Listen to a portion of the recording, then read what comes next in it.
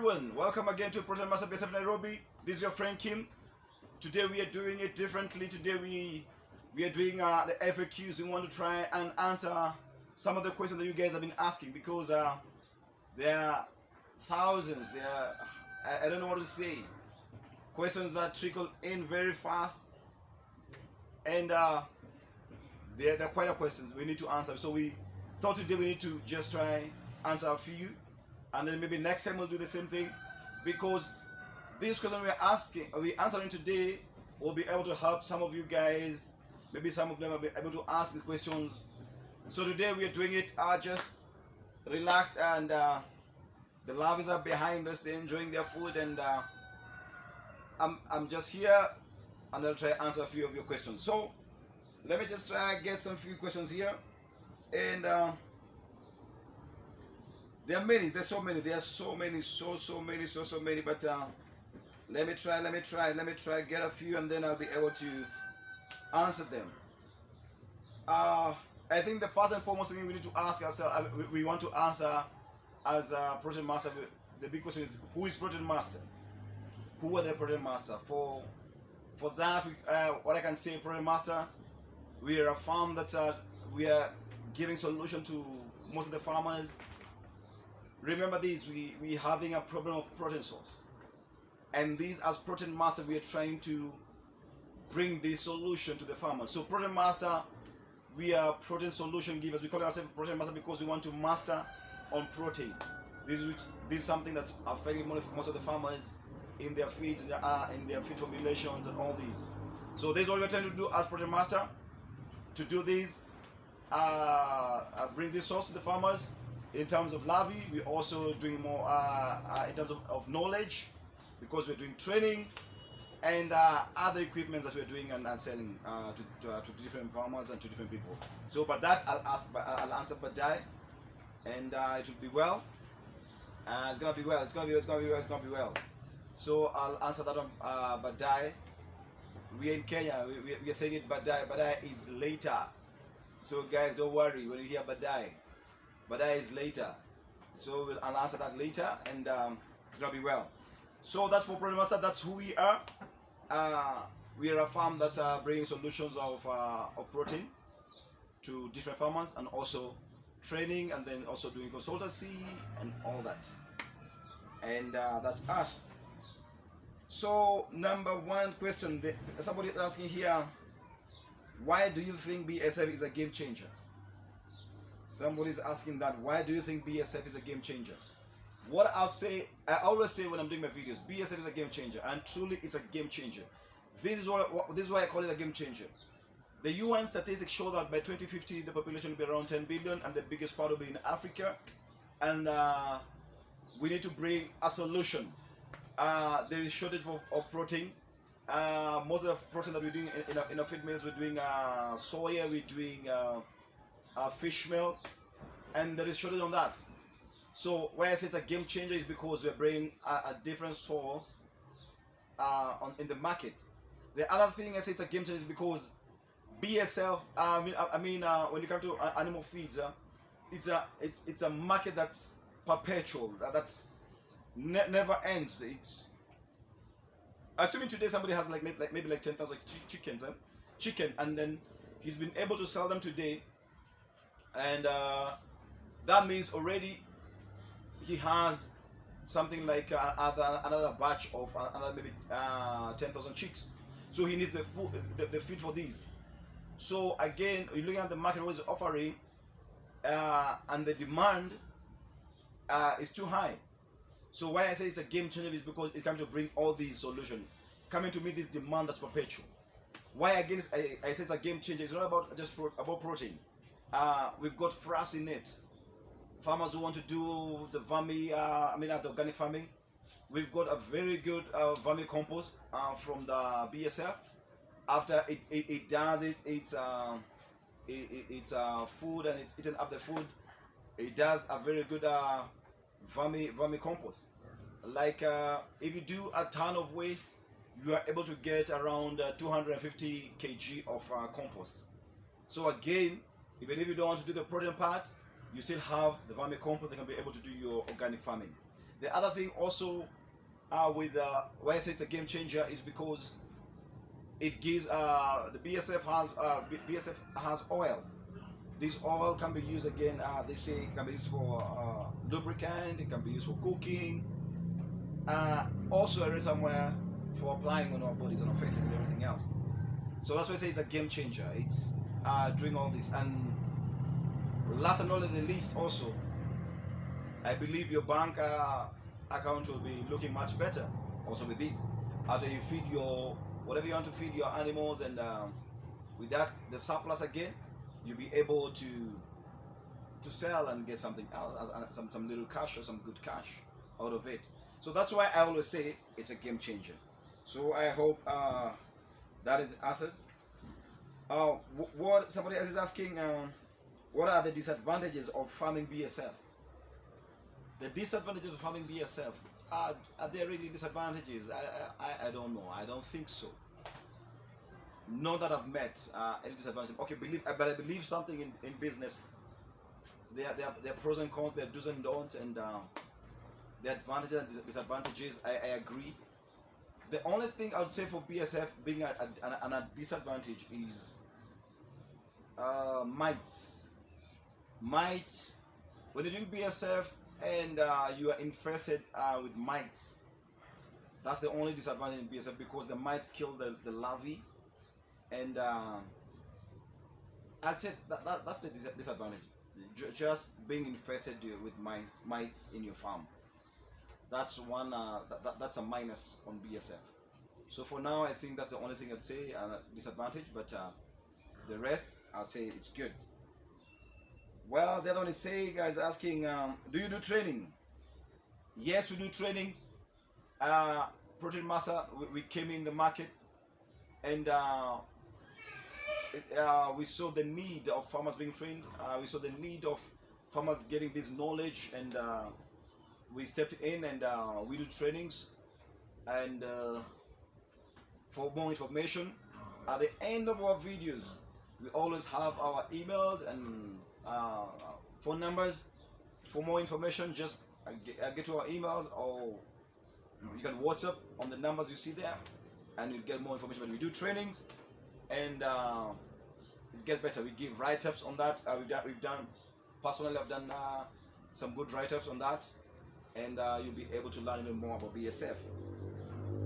The other question is, for those who are not in Kenya, how do you help them with training? Oh, okay.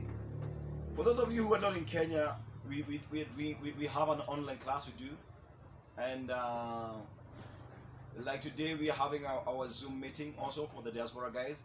We have a class online, and my partner Robert is the one in charge of that, and he's able to get you online. Still again on the same numbers and the details we have at the end of our videos.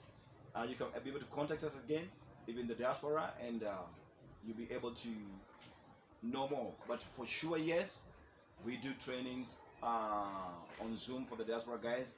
We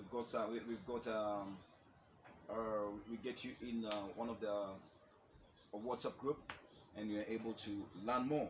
So we do that. You're not left out.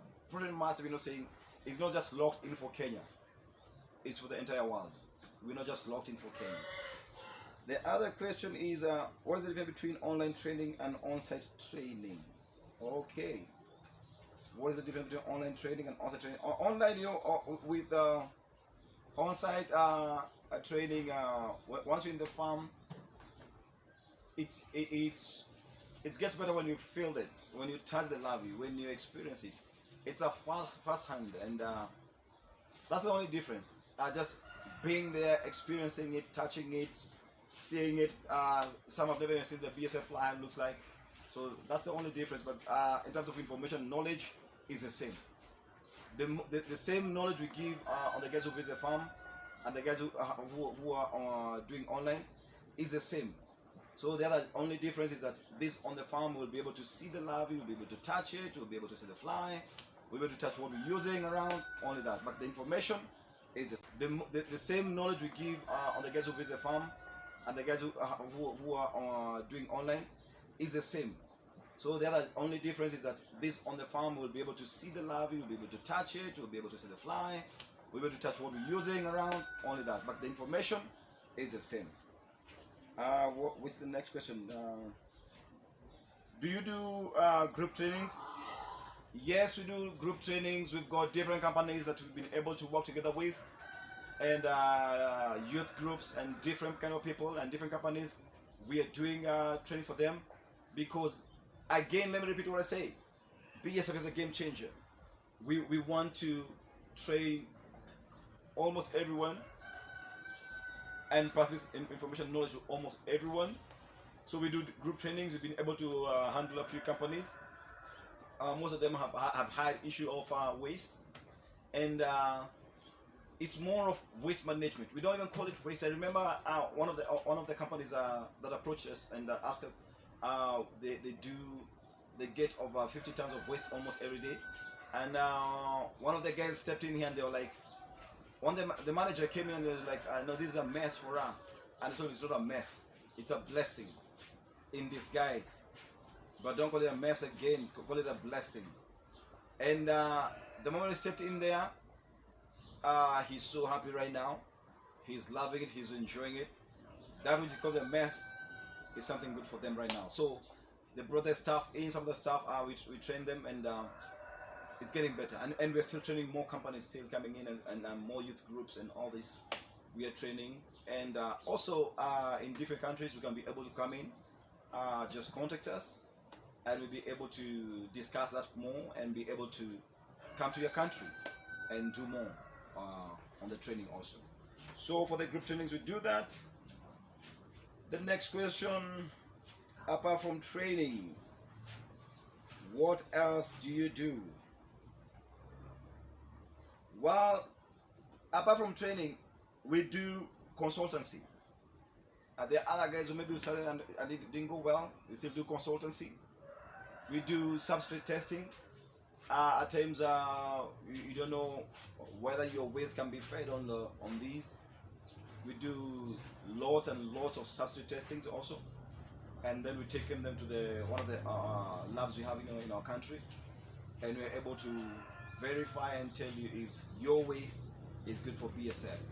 So we do that, and you are assured that your waste is good. So we do that substrate testing, and we've done lots and lots of testings. We've done testings for moringa. That's a guy from Australia who requested us to do that. We've done avocado paste. We've done hyacinth. We've done different stuff, and we're still doing this different stuff. So apart from training, we still do that consultancy and substrate tests. What else? The costing. What will cost me to start a BSF farm? What will cost me to start a BSF farm? Yes, this is another question. A lot of people are asking this question. It's a question that everybody asks, and I really don't have a specific answer on this, because I always say this: the first things you need to do is to grasp the concept, understand the concept, know the concept. Because once you get the concept, that's it. But I tend to tell somebody, this may be the cost, and then it tells you, I have lots of timber in my place, I can use them. Another says, no, I have these. Another says, I have a greenhouse of these. But we've been able to do different costing, because the other thing again that determines the costing is what kind of production do you want. That kind of production that you want, again, determines a lot. So we don't have a specific figure that I can give you, but I always say from $5,000 all the way up, you can be able to start BSF. So $5,000 you can be able to start your BSF farm, and all the way to over $1 million, you can be able to do it. My prayer and my desire first is usually learn the concept, get the concept first, and then you get running very well. The other question: do you sell BSF eggs? Yes, we do. We do sell the eggs. We do sell the larvae, and it gets better. But mostly we sell the larvae, and we are coming in selling the eggs now. but we are working on it. Because we need to. We're enlarging our colony every single day, and so we're getting better. We're getting better by the day. We've been selling the larvae to different people, and we're coming to eggs right now. We're able to sell to a few people, and yes, we do it. The other question is the shed. The shed. What is the preferred ceiling height of the shed? The preferred ceiling height of the shed, I always say the higher the better. For me, I would say between 3.3 meters to 3.5 meters, that would be good, because the higher the better because of good ventilation. Your greenhouse needs good ventilation. So I would say 3 to 3.5 meters would be good. What is the preferred shape of the shed? Square or rectangular? These, I would say, both would work well. The square would work well, the rectangular would work well, the cave greenhouse would still work well. So all these are good. As long as you have your height well and there's good ventilation, perfect with me. No problem with that. What is the size of the tray you use? All right. The size of the trays I use is 560 millimeter by 360 millimeter, and the depth is 110 millimeter. That's what I use. What is the area required to produce 1 kg maggots? 1 kg maggot. The same tray I've mentioned, the 560 mm by 360 mm by 110 mm, can be able to give you between 1.6 kg of larvae to 2 kg. So that one crate can be able to do that. The other one is it a must you have a greenhouse to farm BSF? Yes, I prefer a greenhouse, because here, remember this one thing, that the BSF it's from the wild. So we don't want just to get it from the wild and bring it somewhere that the conditions of the wild are not there. So we need to introduce everything, the temperatures of the wild, and it works very well with good temperature. We're talking about around 26 degrees to 36 degrees Celsius, and 40 to 80% humidity.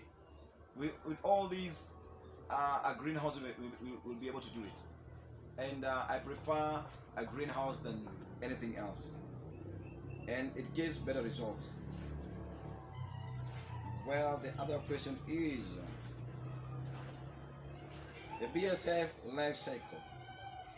Complete life cycle with count of days based on explanation required.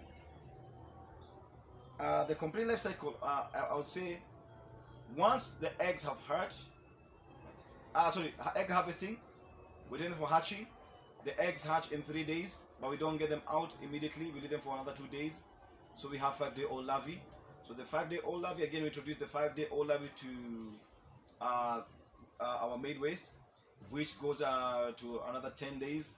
So that's 15 days. 15 days again, you'll be able to get some few larvae, some few people on that. Call it 14 days, so we call it 19 days. You get some few people on them, and then again go back again to the larve cage. Take the people to the larve cage. Another 3, 4, 5 days, you are able to get your fly. So I'd say a plus or minus 25 days. I'd give it 20. I don't want to say 21. I say 25. 25. And the other 7 days, that is I say that's 7 days, yeah. That is 32. So I'd say 32. Comfortably 32. But again, I say that's 7. The temperatures of your greenhouse matter a lot. We may do less than those days. You may be able to do less than those days. But when it's too cold, it takes a longer time. The other thing, again, the food you feed your larvae, again, matters a lot, because if you give them food that they can be able to digest very fast, again, it takes a longer time to do that. The other one, each stage in the above cycle with count of the days, blah blah blah, from eggs to harvest procedure. I think I've talked about that. The other one is feeding. Can we feed cow dung to larvae? Yes, we can. We did that. One of our videos, we've done that, and we are able to do. I just told you the secret is aerating. The other question is, what is the ideal moisture for good growth? The ideal moisture for good growth, it's around 70% will be good. But again, because of evaporation and all these, you need to be checking it once in a while and be able to do more. You can be able to maybe be spraying in there when the moisture content goes down, and then just lift it up again. So 70% is good, but be checking, because at times because of evaporation and all this, it dries up very fast. So once you check and it's a little bit dry, you can spray a little bit and it gets better again. What's the next question? Periodically, artificial air supply with exhaust fans and poultry fans will help the process. Periodically, artificial air supply with exhaust fans and poultry fans will help the process, or it will be determined for the growth of BSF. Okay, I didn't get this question very well, but I think maybe you are trying to ask if we do more air supply, it will be better. That's one of the factors that I always tell farmers when I'm training them. There are 4 major things you need to take care of. Number 1, temperatures. Number 2, humidity. Number 3, lighting. Number 4, ventilation. So when talking about air fans, I think maybe talking about ventilation. Your greenhouse should be well ventilated. When it's poor ventilated, there's a time you get in a greenhouse where you feel like you're suffocating. The same way the larvae are feeling, the same way the flies are feeling. You need to have good ventilation, and you'll have good results.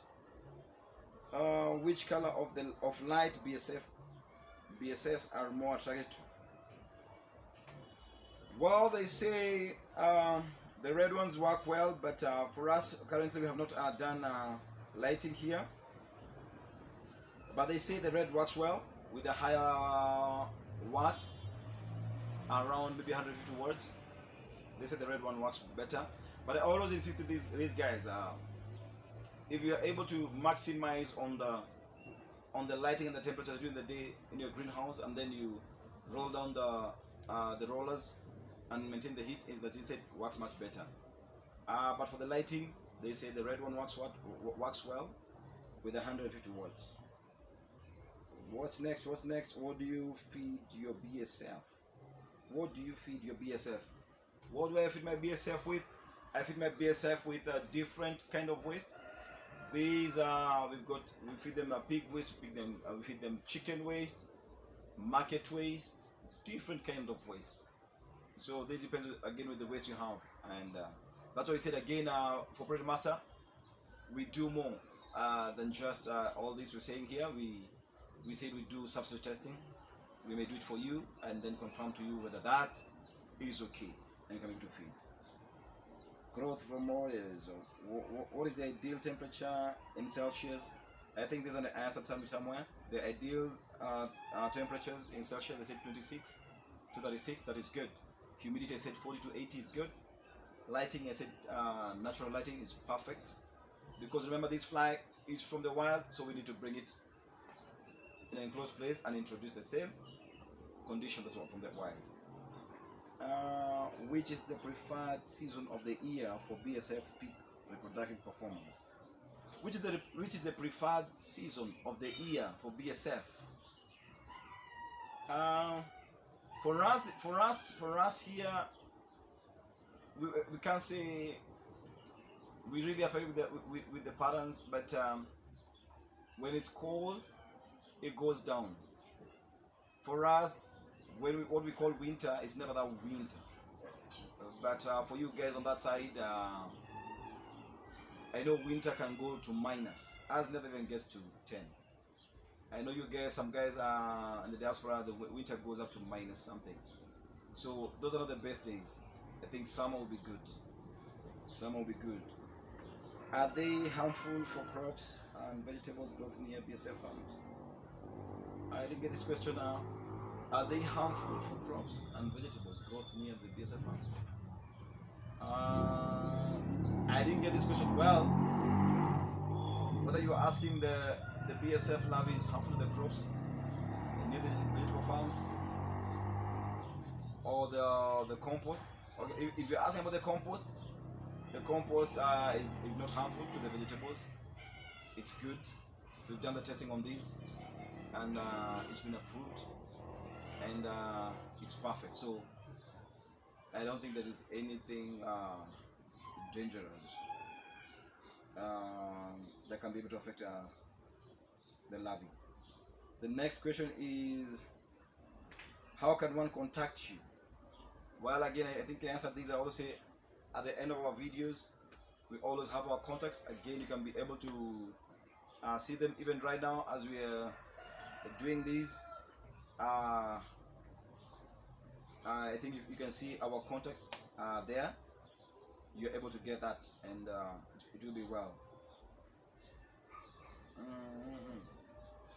Yes, you can be able to get us or we are in Twitter, we are on Instagram, we're in Facebook. You can email us and all that. So I think for today, just allow me just to answer those few questions, and I'll be able to do more and more and more. Please keep bringing up the questions, and we'll be able to answer. I always say, as the Bible says, that iron sharpens iron, so man to man. There's something I'll discover today, there's something you'll discover tomorrow, and you'll be able to share with me, and we'll be able to share with you, and we'll make the world a better place. So from Protein Master again, this is your friend Kim. Today we were just chilled back, and